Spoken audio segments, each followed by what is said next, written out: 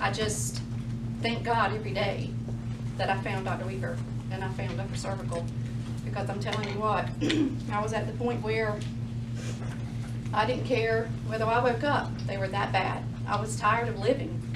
I wasn't a very good grandmother. I wasn't a very good person. When you're in chronic pain like that, you're not a very nice person overall, and that wasn't me. So that's my story. I'm sticking to it. So we're going to have an awesome class tonight, guys. We've got a lot of information that we're going to try to get in this hour.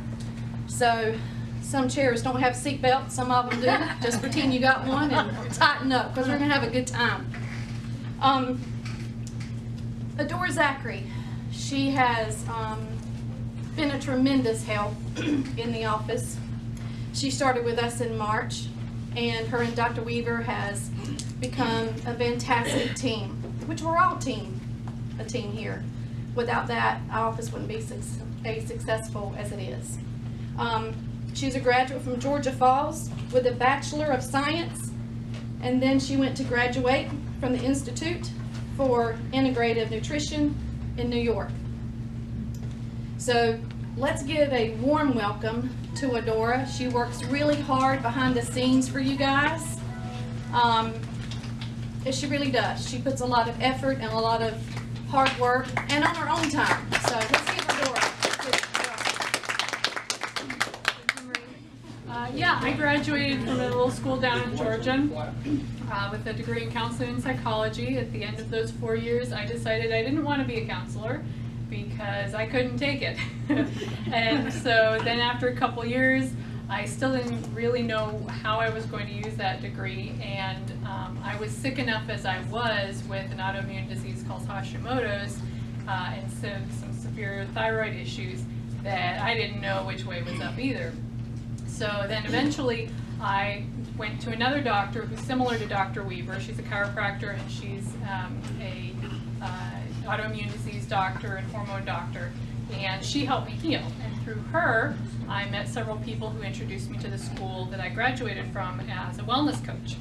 And so since I've finished the program and learned more about what makes people overall healthy, I'm able to integrate that into what Dr. Weaver does in this wellness program to help people lose the weight that is very stubborn and doesn't want to go away, to help reduce their headaches and gain more energy, and to heal their insides using food and using supplements. And Dr. Weaver does the doctor part of things. She reads the blood tests and some of the screenings and the testings, and I do the coaching part, helping you figure out how do I live like this, and how do I make this transition from normal American food that doesn't heal you to fresh and healthy and good tasting food that does heal you.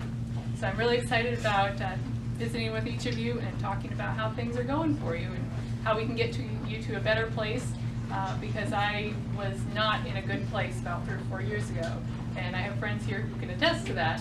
And my life has just really turned around because of implementing a lot of these healing foods and healing practices into my life. Next. Ta-da! I'm back! Dr. Corinne Weaver. Let's see, what can we say about her? Awesome. She's an awesome doctor. I certainly put my faith in her when I came, to see her. It was like my card, says I've got an angel on my side. To me, that's her. She certainly have given me the willing to live. And I can't thank her every day. I can't thank her enough. Dr. Weaver, we've been in practice for about 11 years. She is a graduate from UNC Wilmington, and then to further her education, she went to she got a doctoring from Life University. She's so passionate, and I say that in capital letters, of what she does, helping people.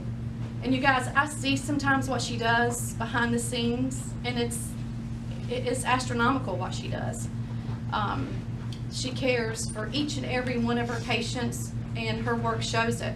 And like her, she does a lot behind the scenes that just makes all the puzzles fit together. The pieces to the puzzles fit together. She works really hard. She's tries to help people without drugs, and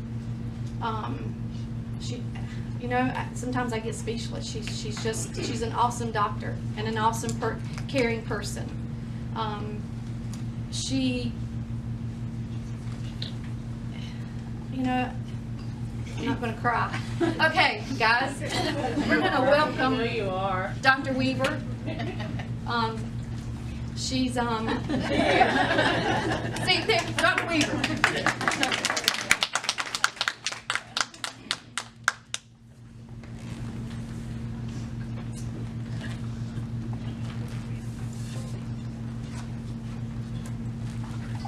Brain cancer is a term I heard that my mom had 8 years ago. Every time I say it, my heart still just like goes crazy, you know. And if you had anybody in your family that's had cancer,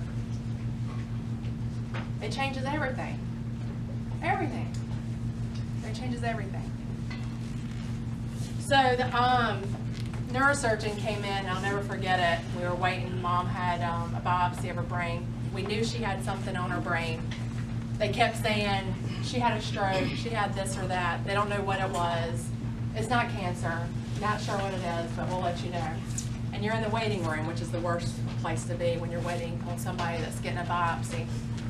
And we're waiting for hours and hours and hours, what seemed like months and years almost. And the neurosurgeon came in, Dr. Asher, if you know him, he's in Charlotte. Small guy, really big built.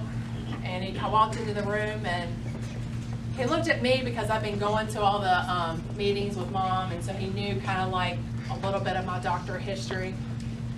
And he was like, your mom has kind of the worst brain cancer, glioblastoma, stage 5. And I don't know, you just kind of get like weak to your knees.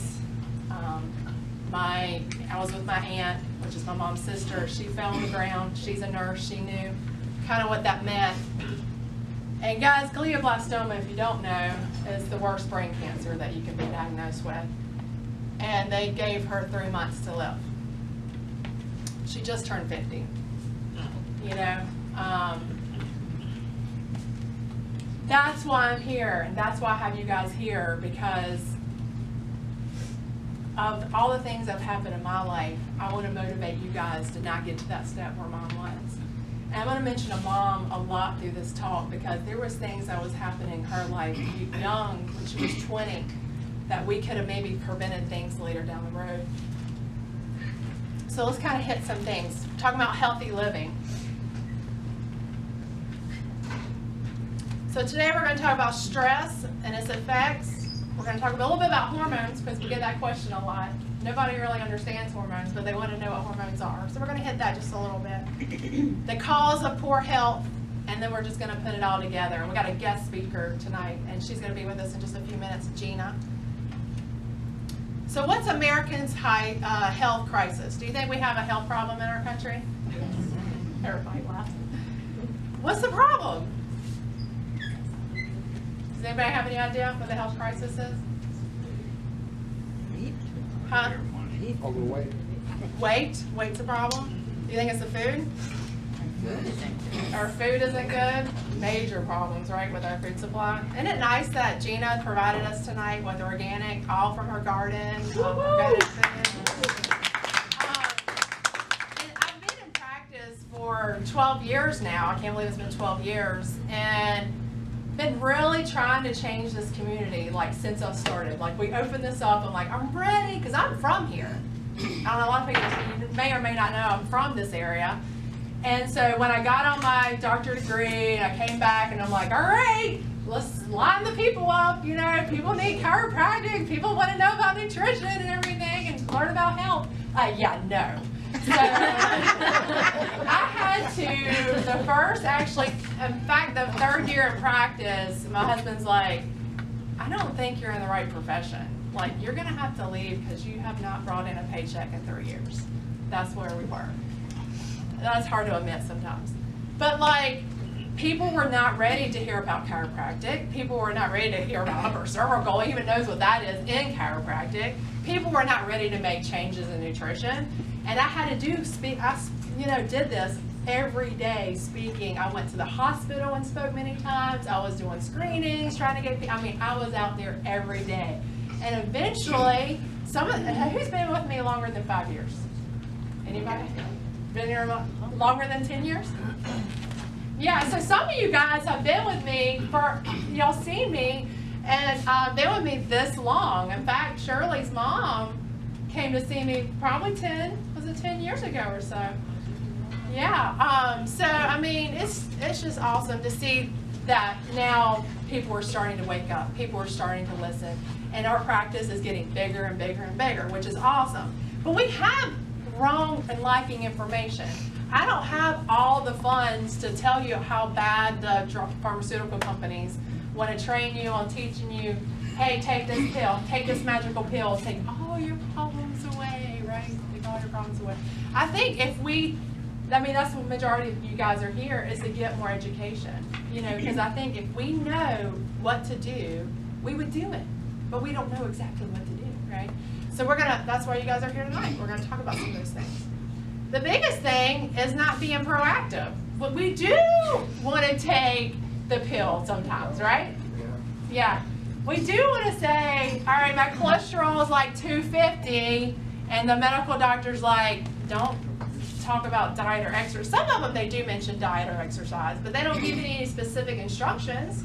They just say, go on a diet, do some exercise, and take this statin drug. So anyway, there's emotional stress, and that's a hard component to really kind of fix, and sometimes it's not really fixable, but we work through those things with patients.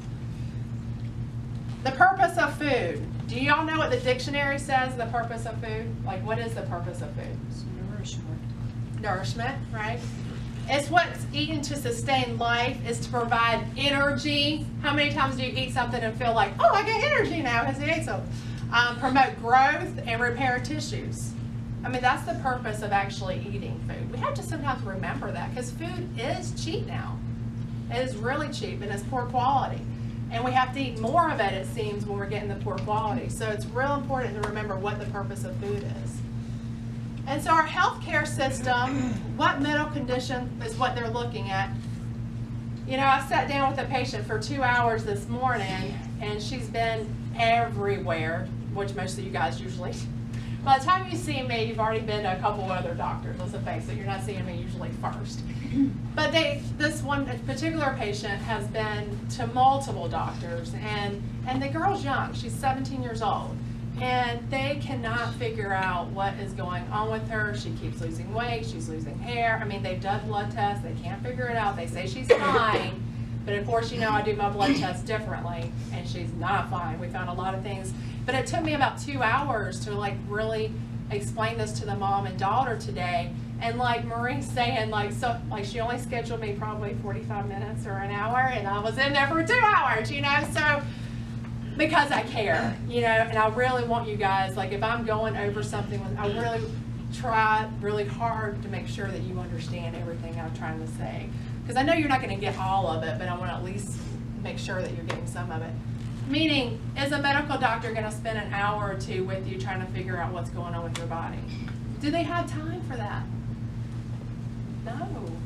And that's what that mom was saying. She's like, I'm so frustrated because I've been telling multiple doctors all this that's going on, and nobody's really looking at the whole body. They're all looking, well, let's look at this. Look at this one test, and they can't figure out what's going on. But yet this 17-year-old has been sick for almost 7 years, really, really sick. And not to say, yeah, I figured it out, but yeah, I did. I figured it out because I did some really awesome blood work with her, and it was like, boom, that's what it is. And I was like, well, it's ready to go. Let's nip it in the bud and fix it. And the mom was just like, oh my goodness, how come nobody really looked for that? And we found it for her. But the reason they don't do extensive blood work is because they don't have time. Because if you had a lot of problems, they can't fix all those problems. They're only going to look at one thing. So I'm going to say, okay, let's look at your cholesterol, because that's just easy. So if your cholesterol is high, Well, let's just give you what drugs do you need? I had a lower cholesterol. Another patient that came in today, and always, it seems like when I'm doing these talks, I'm always relating to today because it's just fresh in my mind. And I went over a blood report with a guy today, and he had a lot of problems, and it all linked back because he was taking this statin drug. And I didn't say anything, like the whole time. I'm just telling him he's got this and this and this, and he's like, I think it's because I'm taking that statin drug. And I was like, I wonder, you know, and I'm just like, he actually said it, and I said, and he goes, well, if you can get me healthier, and he's 100 pounds overweight, then I'll get off my statin drug. And I'm like, and I said, what has the doctor been telling you? And he's like, well, they've been telling me to diet and exercise. And he's like, I've been doing that, but the weight's not coming off. And I'm like, no, I knew why.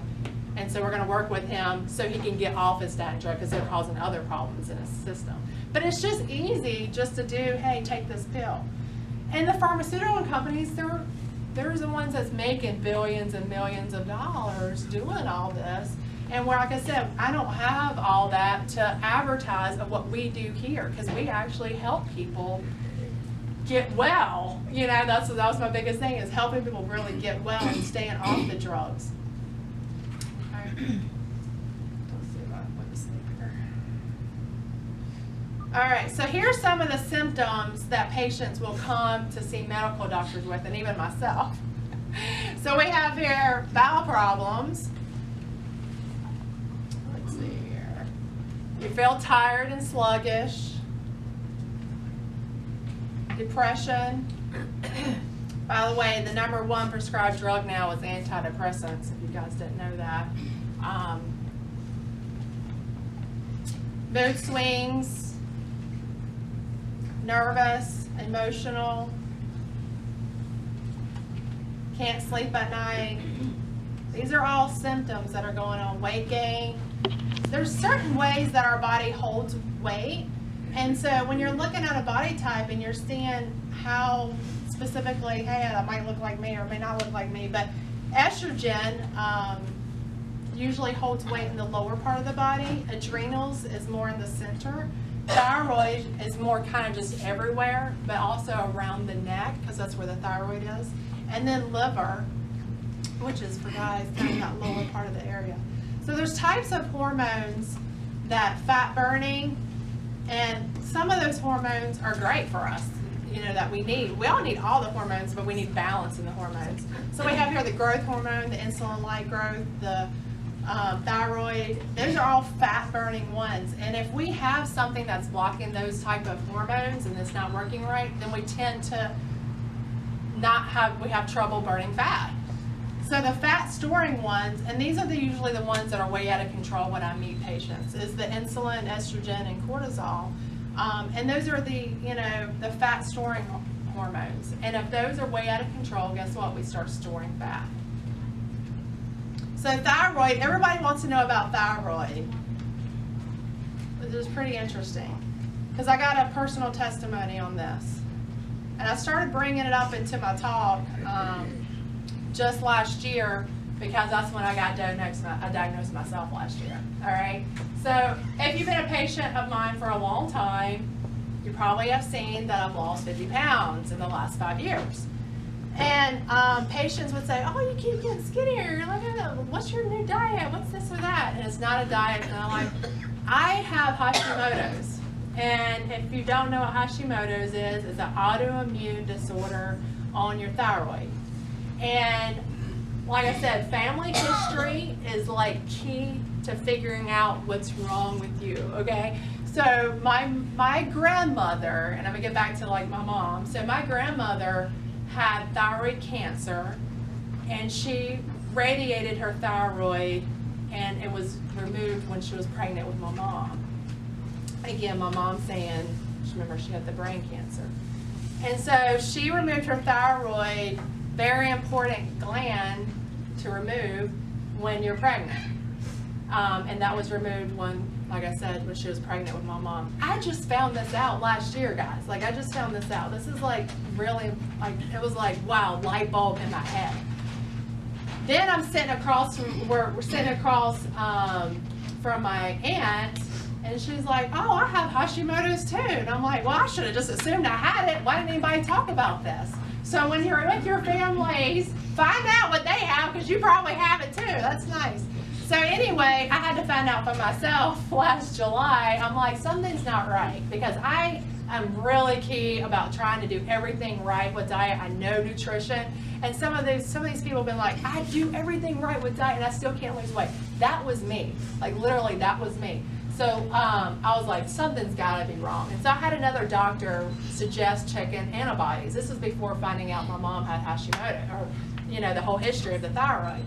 And so I was like, okay, I'll check that. I'm sure I don't have a problem. This is what. And then the doctor we checked in, and I was like, oh my gosh, my antibodies were crazy on my thyroid. Well, no wonder. I could work out all day long. I could eat just water, and actually I went through a 20-day fast and still didn't lose weight. That's problems, I think I lost water weight, but then as soon as I started eating, I was like, oh, forget that. So believe me, I've tried it all, because I was 50 pounds heavier than I'm at now. It was hard. And now I feel like I'm a teenager again, because I lost the weight. But it was my thyroid. It was realizing I had Hashimoto's, and I was like, wow, I had an autoimmune disorder. Going back to my mom, she had digestional issues very young, like a teenager, and they never addressed it. Every time I remember being with her, and if we went to a restaurant, we had to make sure there was a bathroom really close by and all of this, because she was literally going to the bathroom like that, and she had irritable bowel like crazy, which led to her to have rheumatoid arthritis.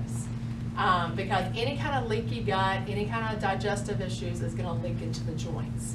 And so she had rheumatoid arthritis for 10 years, and they gave her, of course she went to a rheumatoid doctor, and they gave her immune depressant medications. Now, if you're taking anything that's suppressing the immune system, the chances of you getting cancer are skyrocketed, because they're killing her immune system.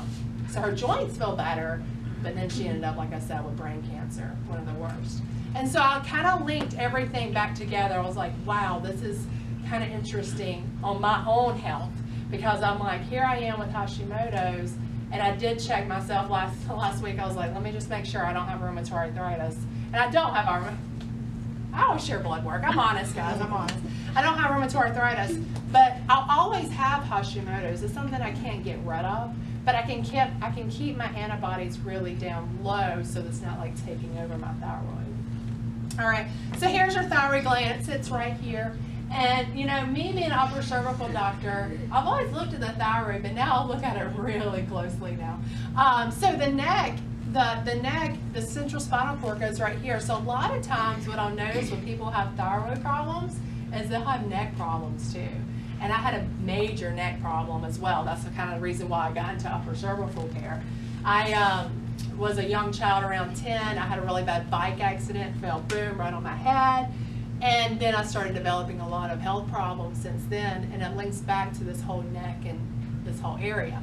So, the thyroid shoots off of there's different glands here, and you have to look at the whole entire picture, because there's a hormone in the brain called TSH. It produces TSH to go to the thyroid, tells the thyroid what to do. Okay, I'm not going to get into all endocrinology, but and it breaks down. A lot of people don't notice that it breaks down into the liver and into the gut, and they don't look at that. So when they're doing blood work, when I say they, usually medical doctors are not looking at the whole picture. They're just looking at TSH. If TSH is fine, they're like, you're fine. But a lot of times, I'm not fine. And so that's why I look at the TSH. I'll look at, this is the thyroid adrenal connection. So what I've noticed, there's two different axes that go to the hypothalamus to support the adrenals. So also the adrenals, if they are off, also will make the thyroid off, and it kind of goes hand in hand. So it's very important to look at the whole axis when you're trying to help someone with their health. Now, there's something called insulin, and if you're insulin resistance, we tend to have all these conditions here, which there's a lot. Sugar, fatigue after meals, headaches, all of that. How many times do you hear that? I have these patients tell me that all the time. They're like, but my labs are normal, and I feel like crap. I'm like, well, did they check this, this, and this? They're like, no. I'm like, huh.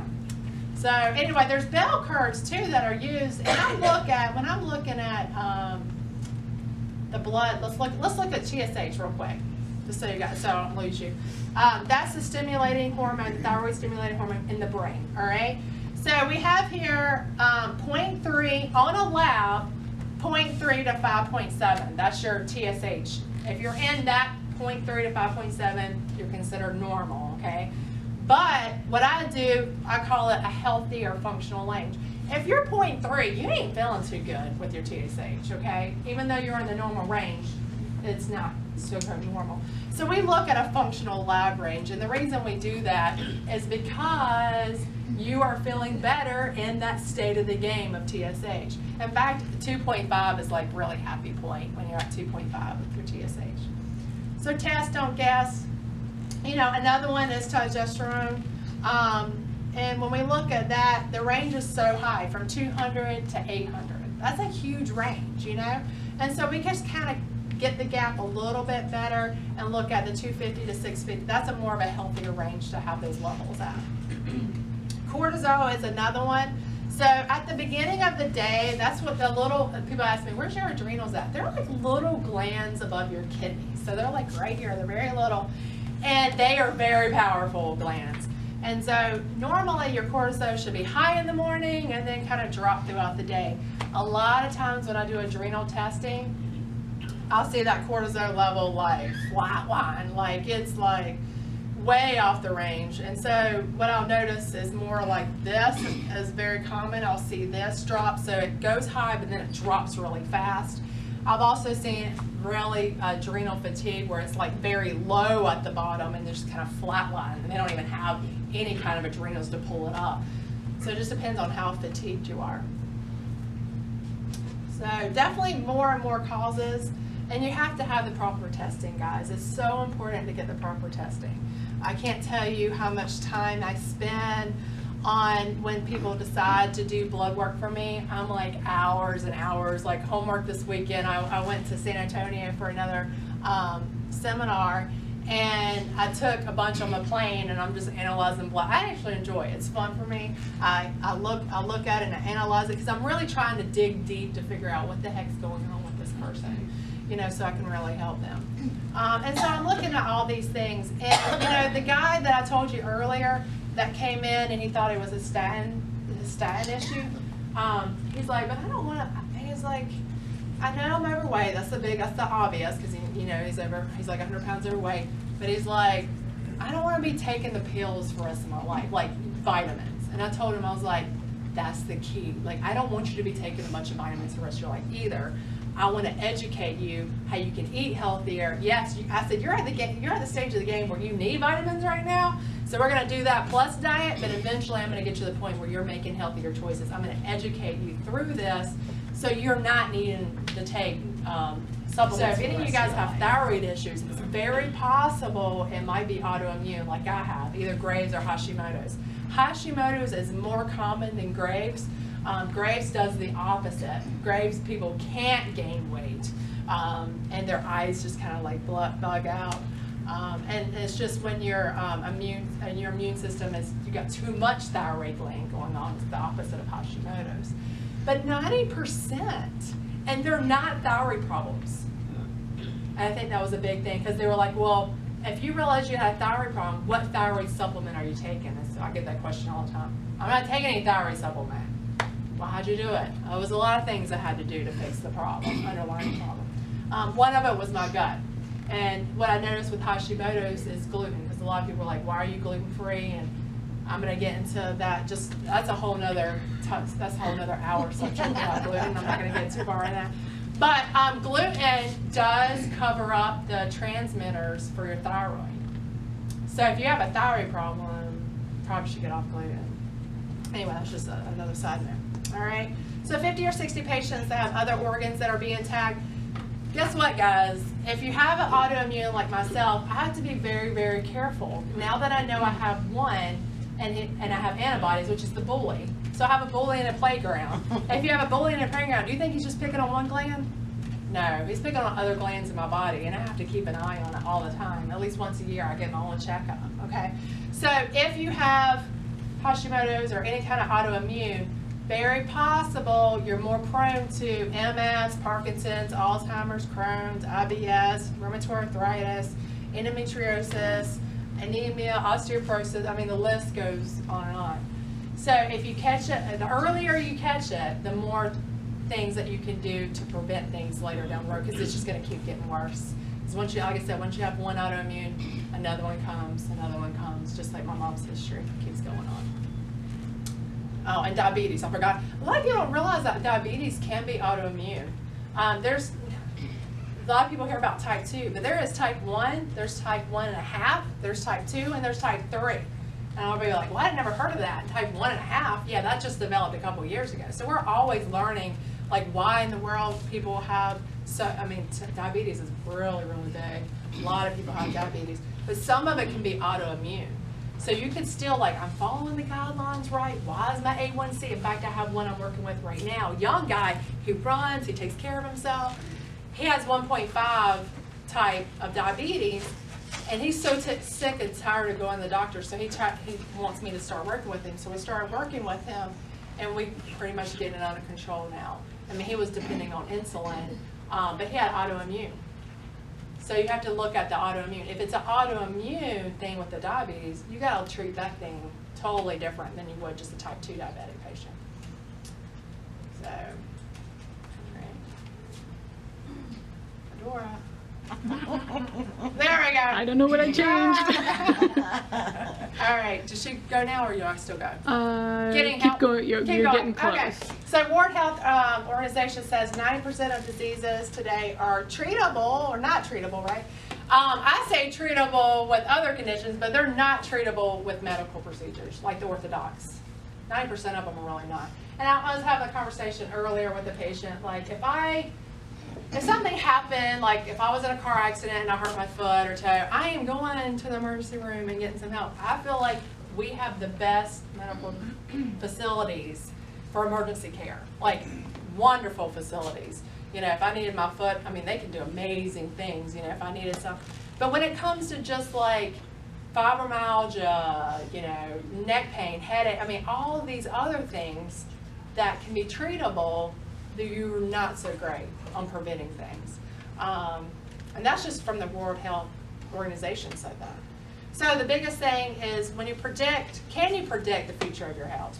And that's getting down to the root cause, getting down to really what the root cause is, focusing on the cause and not the symptoms. Those symptoms we went over earlier, if you have any of those symptoms, okay, well, why are we having those symptoms? Getting down to the cause of that. Correcting the dysfunction. Addressing the body as the whole. And that's, you know, like I said, that my mom was like, I hadn't had a doctor like look at me or look at my daughter like the way you did. You know, I'm looking at the whole picture. I'm not gonna send you to like 10 other specialists, an endocrinologist, a rheumatologist, you know, all these different types when we need to look at the whole entire body and see what's going on. And then mentoring. So you can, when ordering the right test, you can predict the future of your health. I did myself. So, all right, the missing pieces. So talking about these missing pieces, this is what we do in the office. So we work on putting the missing pieces together. We're working on, and it's not, like I said, it's not just one. We're looking at nutrition. I feel like nutrition is a really big key. You know, like I said, I'm a chiropractor. I love chiropractic. I love what I do. But nutrition's kind of overweighing chiropractic now because people are eating crappier foods. Fitness, working out, hormones, balancing out the hormones, working on the nervous system. I do think that's the key ingredient as well. So all these people, all these little pieces, the detox, we have a system now that works on all of these things. And when I talk about education is key. And so we educate our patients on all of these things. And once they do all of them, they're successful, very successful, which is awesome. So you gotta ask yourself these questions. How has my life been affected? If my health's been bad, how does that affect my relationships? And usually it's all the thing, that's the only thing, like if you don't have health, like that's all you concentrate, like all the time on, you know, because you're trying to get healthy all the time. And how would my life be different if I was healthy? Like, how would your life would be different? How long have I known you now? 5 or 6 years. I introduced, when I was 50 pounds heavier. Have I not lost 50 pounds? I'm in a I lot love less you, pain Gina. than you. I know, thank you, Gina. You still loved me back then. But anyway, so Gina has her own farm, organic farm, and it's called Bethany Farms, and it's in New Salem. And guys, her husband just said, you know what? I'm going to take this risk. I'm going to start doing organic farming, probably most so for your family, but wanted to bring it into the community. And I'm so glad we met when we did, because there was nothing like this around in this area. And like I said, my health and everybody else's health was going down, and looking back, wow, it's the nutrition, it's the food. So go ahead and take over. So you just push this right here. Yeah. Well, when my husband decided he wanted to farm organically, he wanted to raise chickens first, and I thought he'd lost his mind. And we planted a garden, a really large garden. He would have knocked down we lived in a cul-de-sac, and he would have knocked down the kids' swing set to till up the whole backyard if he could have. And I'm out there with him, and then we're doing it all naturally, and then we get everything planted, everything's going great, and then the squash bugs hit and took out all of our squash plants, and I was like, where's the spray? Where is it? You know? And he was like, no, there's no spray. And I was like, what do you mean there's no spray? And so he really had to sell me on the concept of it. I'm glad he did. And it's funny because now we're just we're pretty crazy as far as and just blessed how far God's brought us in our journey, because we really just started out, we wanted to raise a garden for our own family, and then the next thing we knew, we were brooding chickens in our garage in our cul-de-sac. If our homeowners association would have known, it would have been bad. Then we bought a farm, and it was fine. It was all legal at that point. So one of the things that I get, I'm just going to get the elephant out of the room first when I say that we farm organically. We're not certified organic. I'm going to go ahead and put that out there. We chose not to go certified organic. One, because there's a bunch of hoops that you have to jump through just to do the right thing. And the standards that we use are pretty much beyond what they would require anyway. Things that aren't really important. Packaging, labels, things that just don't really make that big of a difference. Why don't we talk about the chemicals and the overspray, the glyphosate, all the things that really make a difference. So anyway, we're kind of a beyond organic type food supply. So first I want to say, one of the things that the first thing I get when I tell people that is just how expensive eating organically is nowadays. And I get that, but when you compare, and this is a World Bank stats, the U.S. spends about 6% of their income on food. And we would be considered, I would say, a pretty healthy, wealthy nation, right, compared to some of the third world countries out there. And we're only spending 6%. We eat out at restaurants, we go to the grocery store, we have buffets, and we're only spending 6% on food. UK, 9%, France, 14%, South Africa, 20%, Brazil, 25%, India, 35%. So if you look at this, we have an abundance of everything in our country, but yet we're spending the least amount of money on food. Well, why is that? The U.S. food system is based on a government where the government subsidizes corn and soy. So basically, farmers and the FDA, they're encouraging people to grow corn and soy, genetically modified corn and soy, to be put into everything from fillers to, and it's killing us, it's killing our guts. I'm gonna kind of echo her on the whole gut thing in just a minute. But don't worry, they're getting their money back.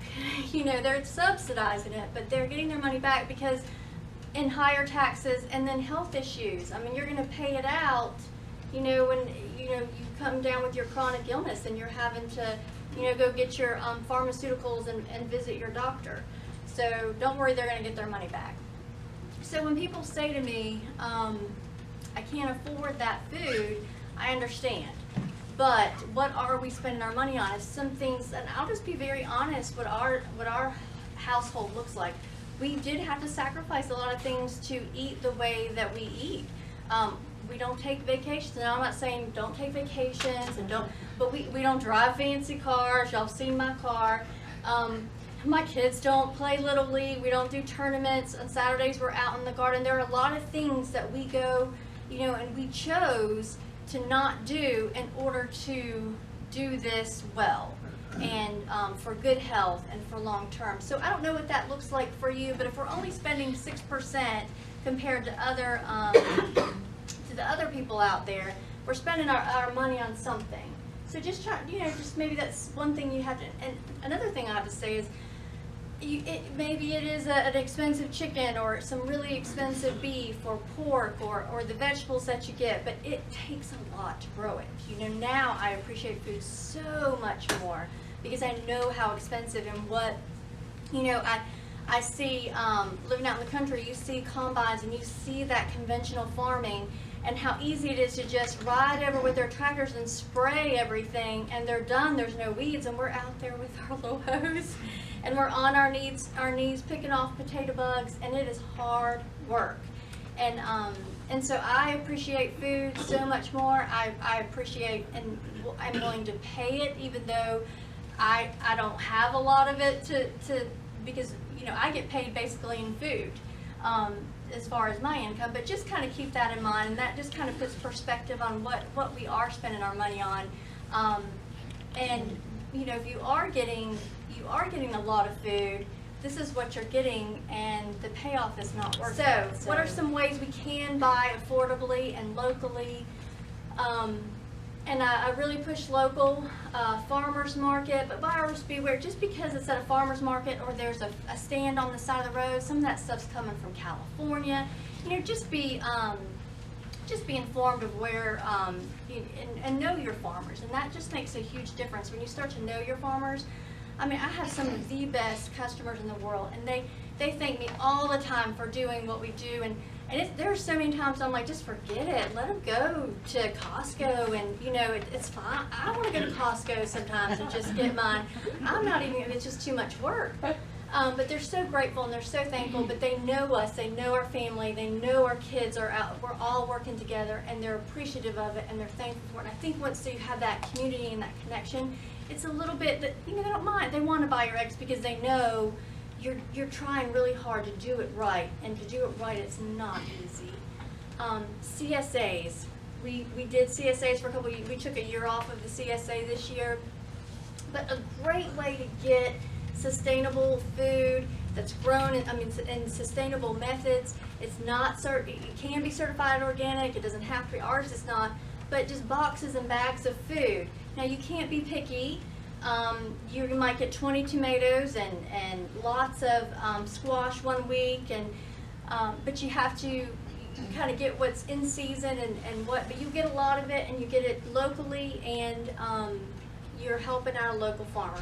Food buying clubs, that's the thing we're going to try starting out this year, and if at the end of this class you're interested in it, I'll give you my email address and send you out our form for it. But basically, kind of like a co-op, you get a community of people together that says, hey, let's buy 25 pounds of lima beans, and we'll split them, and we'll get them at a great deal, and then somebody manages it, and you're getting coconut oil, and you're getting lima beans, and you're getting maple syrup, and you're getting all the things that you need, either locally from local farmers that are supplying it, or through organizations that really push and try really hard to provide a good, healthy, organic product for you at a good cost. But it definitely looks different than the grocery store. Eating in season, that's huge, very huge, and it's good for your health. There's a reason why you eat certain things certain times of the year, because your body needs certain things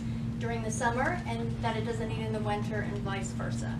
So that's very important that you do that. And eating in season, even from the grocery store. Getting lots of, you'll see what's in season just even at Harris Teeter, but try and figure out what's growing, and those are the things you really need to focus in on. Local Harvest, it's an online, You can put in your zip code, find who's in your area and what they offer naturally, whether it's meats and vegetables, whether it's CSAs or honey. They have everything on there. Eat Wild's the same thing. Try a backyard garden. The people who have had a backyard garden are my best CSA customers because they appreciate every tomato you give them because they know how hard they are to grow.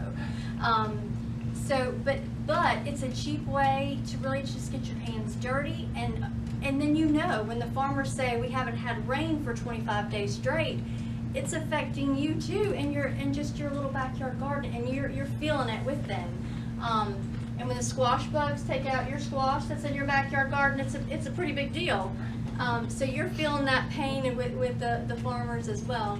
And then just rethink how you shop and how we buy food. That's another way you can do it affordably. Is just doing the food buying clubs. You don't really go to the grocery store every single week, or when you're missing this item. You do a lot of planning, and maybe it's this month you just buy some beef and a quarter of a cow, or and you have to kind of do that in baby steps. If you're not used to this, I couldn't just all out buy a half a cow, a half a pig, 20 chickens, and just stock my freezer. I started with one little thing, and then slowly kind of filled my funnel with that. But you're going to have to rethink and your budget and how you shop for food if you really want to do it affordable. Getting the most nutritional bang for your hard-earned buck. Fermenting, canning, and freezing. So you have these really high dollar, super nutritious, and we put and the other reason I really want to push local to you is I know what my husband does with our soil. There is more that goes into the soil than actually goes onto my plate. I mean, he puts micronutrients, and it's like I wouldn't have eaten the weeds from our garden because they're so highly nutritious. And so when you're buying local, you can ask, do you feed your soil with these? Because that's one of the problems. We're getting squash, but it's just fiber. It's nutritionally, there's nothing in there. It doesn't have any nutrition because they're not putting everything back into the soil. And that's really what's important, because the goal is to get off the supplements and get your nutrition from your food the way you were supposed to. And each food carries all these different, all these great different nutritional benefits that you can get from all of them, to where you shouldn't have to have all those supplements if they're grown right the way they were supposed to. So I have all these vegetables. You want to up the nutritional value, ferment them. Ferment them, can them, freeze them. If you get a box of CSA that has a ton of something squash, put it up, save it. That's how, for the winter months, that's how I do it. You eat what you have, and you got to kind of rethink what. Well, we always do tacos on Tuesday, and I feel like Mexican tonight or Asian tonight. No, you just kind of eat what you have, and sometimes it's what you're in the mood for, and sometimes it's not. But it's healthy, and it's nutritional, and you've already paid for it, and it's put up. But it's work, but it's something you just kind of need to do if this is kind of where you want to go. So where do you begin? It's very overwhelming. I'm just going to end with this. Most of us walk around with chronic health problems, and unfortunately, until we get the gut healed, we're all going to be walking around. We've had to heal gut problems in our own house, and we didn't start out. Everybody looks at us, we have a farm, well, you have access to all this kind of stuff. Well, we didn't, and we've taken baby steps along the way. And maybe you're just that person who can't afford the meats, and you can't afford the vegetables, but maybe the first thing, it's going to be a sacrifice, whatever you do, in order to do this. It's not going to be easy. You can't just take a pill if you really and truly want to heal yourself from the inside out. But maybe you start out with just buying the vegetables you can and soaking them in peroxide and cleaning them, and then the next thing you do is, okay, I'm gonna buy a quarter of a pig or some beef and start packing my freezer and doing that, or I'm going to join a food club and start kind of filling up and just rethinking how you're shopping and how you're spending your money. But don't feel like it's an all or nothing. We weren't an all or nothing, and I'm not saying you have to sell the house and go buy a farm in order to do it. There are definitely cost-effective ways to do it. But if you want to heal from the inside out, one of the main things you should do is heal your gut, and that's done, you know, for the most part through food and broth. Broth is huge. I hope you guys enjoyed the soup tonight. But if you can heal your gut from the inside out, you can heal these chronic health problems, and that's done with food. And there are farmers out there. I'm not here. I don't have anything to sell tonight. I got nothing for y'all. But it's just we might have a few eggs still out there. I don't know. But my point is, I'm with Dr. Weaver, and it's just about education. I mean, I feel like I sell everybody else's stuff more than I sell my own, because I totally believe in what we're doing, and if there's other farmers who are working just as hard and you know, they're selling good products. They're having to stay at the chiropractor because they're in so much pain. But if you guys, if you really want to do the best you can to buy local, and you'll be able to taste the difference. I don't know if you could taste the difference in the food tonight, but when we go out to a restaurant or so, my kids are like, this seems like fake food, and it does, because our food tastes so real and so just real. But anyway, that's all I have. I just was told that someone wanted to give a testimony. Angie, do you want to give a testimony? You can do it maybe later, but I'm very proud of you, girl. So anyway, take action and stop procrastinating. This is the biggest thing. I started talking about this. I used to just give educational talks, and people were like, great, and then they go to Chick-fil-A, and I was like, oh my God, did I not even like hit anybody's the point today? You know, I was just like, ah! So take action and stop procrastinating. We have a personal lifestyle program now in the office, and normally that value is $125, but because you guys are here tonight, I'm offering it, let's see, for $67. For $67, and what I do is actually spend almost an hour. Like I said, today I was 2 hours with a patient. Hopefully I don't take 2 hours of my time, but an hour at least. And if you have a spouse or family member, 37. And that's for me, like just going over, figuring out if there's something I can do. So if you have any thoughts of that, hey, I might want some help here, you know, I can't figure it out on my own, and then you want some help, I'm just letting you guys know that we do offer it. Now, we do have people already here that's in the lifestyle program. Like I said, Angie, you want to come give a testimony? No, I'm just kidding. So, but anyway, we have tons of patients that are in it, and they're doing really, really well. And we coach you guys through everything. Like, I'm holding your hand, and we're walking through, and I'm telling you, this is what we're going to do. Because, like I said, the last few years, I was just giving educational talks, and people would say, great, Dr. Weaver, thank you, and then they just wouldn't do anything. And I was like, crap, what am I doing wrong? Why am I not motivating people? So then I was like, well, maybe I just need to throw in, hey, we actually have this program now. And Adora actually has been great, let me just tell you, because I could not pull all this together without her. So I was doing it all by myself until I hired her in March. Yeah, well, Marie, you're also doing it. But yeah, so me and Marie were trying to do majority of it. Let me just tell you, because last May, I told Marie, I was like, all right, Marie, I'm ready now that I've gotten my health under control. When me and Marie went to a seminar in May, I'm like, yeah, we're ready. We were not ready for what people needed and what people wanted. And so we started doing it along with me seeing, I see between 60, 80 patients a day with chiropractic alone. And then I'm like, okay, let me just start doing nutrition. So how in the world am I going to pull all this together? And I was just doing the best I could. So Adora, really God sent in March, and I was like, now we can really rock and roll. And really since March, we've just been able to help more and more people with the whole program, because like I said, I didn't have the time, and now training her and getting her to do everything that she needs to do. So, but that's all we have for you guys tonight. Like Gina said, she don't have anything to sell because everything's sold out. with her chickens and everything, which is awesome. But you know, it's all about education, because if you are eating the right things, we talked about, you don't need all these supplements. But at the beginning, you're not eating the right things, usually with the patients I'm working with. So when you're not eating the right things, then that's when I have to sit down with you and say, okay, why? So thank you guys so much for coming. That's the end of my show, so appreciate it.